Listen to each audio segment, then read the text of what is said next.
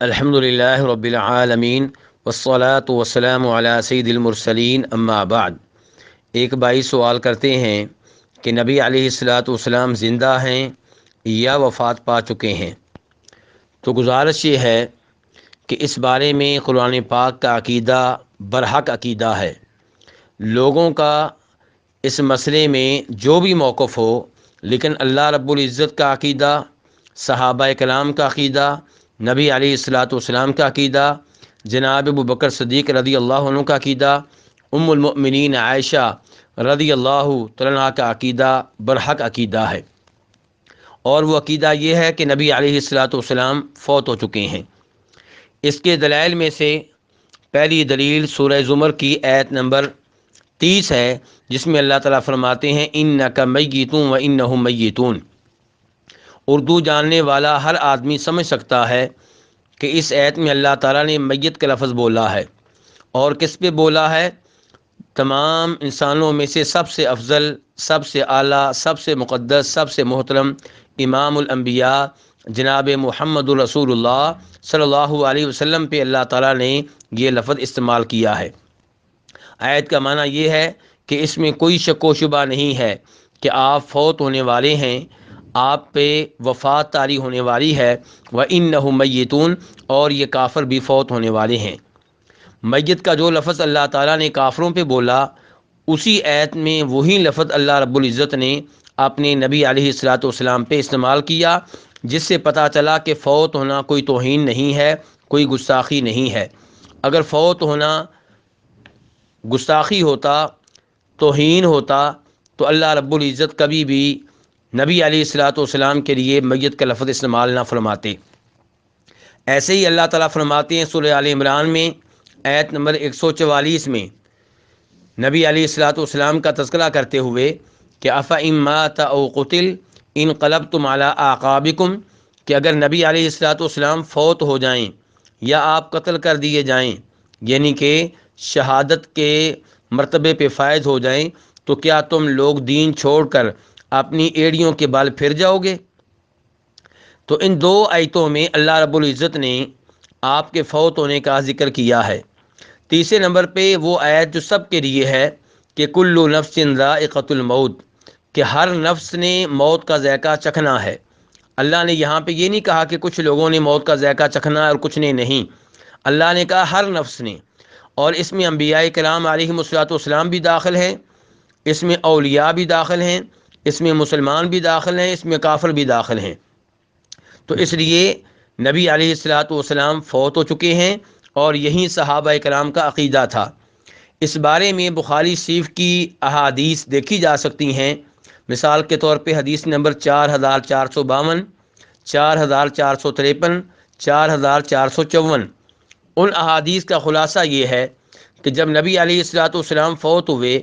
تو جناب ابوبکر صدیق رضی اللہ عنہ کو اطلاع دی گئی کہ آپ فوت ہو چکے ہیں۔ وہ تشریف لائے اور آپ کے پاک جسم کے پاس پہنچ کر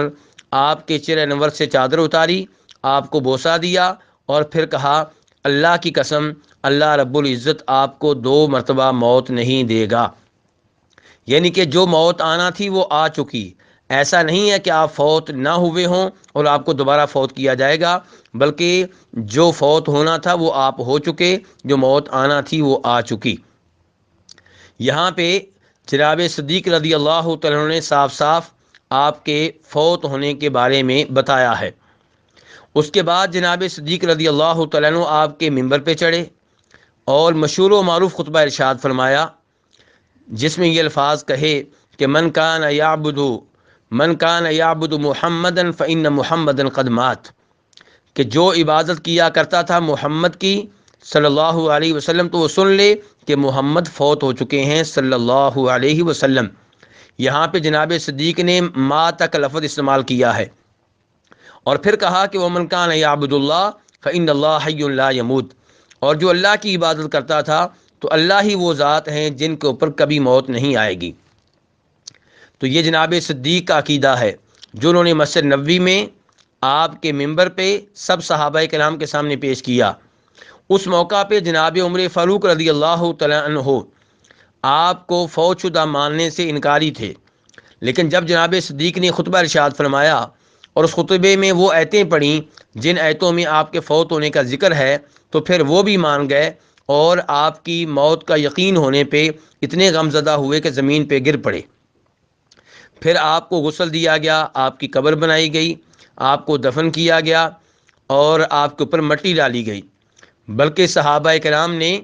آپ کے حجرے میں داخل ہو کر باری باری آپ کا جنازہ بھی ادا کیا، جیسا کہ مسند احمد کی حدیث سے ثابت ہے۔ تو یہ ہے عقیدہ قرآن پاک کا، یہ عقیدہ ہے صحابہ کرام کا، اور یہی عقیدہ تھا ہمارے نبی علیہ الصلاۃ والسلام کا۔ آپ بھی اپنے فوت ہونے کا ذکر کیا کرتے تھے، اور یہ آیتیں آپ نے صحابہ کرام کو بتائی ہیں، آپ نے چھپائی نہیں ہیں، اور نہ ہی ایسا ہوا کہ آپ نے یہ آیتیں بتاتے ہوئے یہ کہا ہو کہ اللہ نے میرے فوت ہونے کا ذکر کیا ہے لیکن میں فوت ہونے والا نہیں ہوں۔ تو اس لیے آپ فوت ہو چکے ہیں،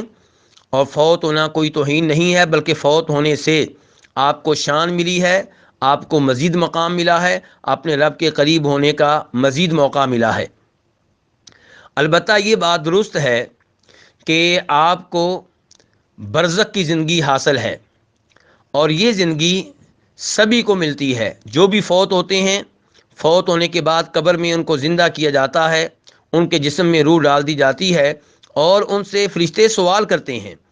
اب یہ سوال کرتے ہیں اور وہ بول کر جواب دیتا ہے، تو یہ زندگی حاصل ہو جاتی ہے، لیکن یہ دنیا والی زندگی نہیں ہے۔ افسوس تب ہوتا ہے جب بہت سے لوگ یہ کہتے ہیں کہ آپ کو دنیاوی زندگی حاصل ہے، آپ کی وہ زندگی برزخ کی زندگی ہے جس کا تعلق آخرت سے ہے۔ کافر سے بھی سوال ہوتا ہے، مسلمان سے بھی سوال ہوتا ہے، لیکن انبیاء کرام علیہم الصلوۃ والسلام کی زندگی برزخ والی بہت ہی شاندار، بہت ہی اعلیٰ، بہت ہی مقدس، بہت ہی محترم ہے، اور کافروں کی وہ زندگی عذاب والی ہے۔ شہداء کو بھی وہ زندگی حاصل ہے، ان کے بارے میں بھی کہا گیا ہے کہ رب کے ہاں وہ زندہ ہیں، ان کو رزق ملتا ہے۔ لیکن ہم دیکھتے ہیں کہ شہید فوت ہوتا ہے تو اس کے مکان، اس کی جائیداد کو اس کے وارثوں میں تقسیم کر دیا جاتا ہے، اس کی بیگم سے کوئی اور شادی کر لیتا ہے، اس لیے کہ دنیاوی زندگی اب نہیں رہی،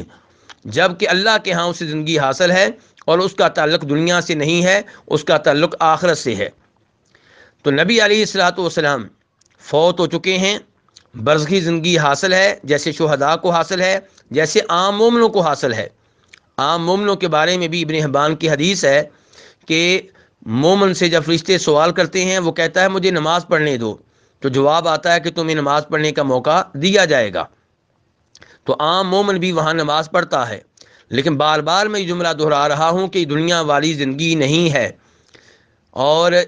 ہمارا اور آپ کا تعلق یہ ہے کہ ہم آپ پہ درود پڑھتے رہیں، آپ کے دین پہ عمل کرتے رہیں، آپ کے مشن پہ کاربند رہیں۔ لیکن یہ کہنا کہ آپ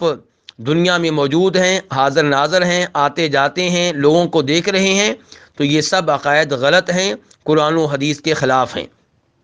اللہ تعالیٰ صاف فرماتے ہیں اِنَّکَ لَا تُسْمِعُ الْمَوْتَىٰ، کہ فوت ہونے والوں کو آپ اپنی آواز نہیں سنا سکتے۔ وَمَا أَنْتَ بِمُسْمِعٍ مَّن فِي الْقُبُورِ، جو بھی قبروں میں ہیں انہیں آپ اپنی آواز نہیں سنا سکتے۔ یہ سورہ فاتر کی آیت ہے۔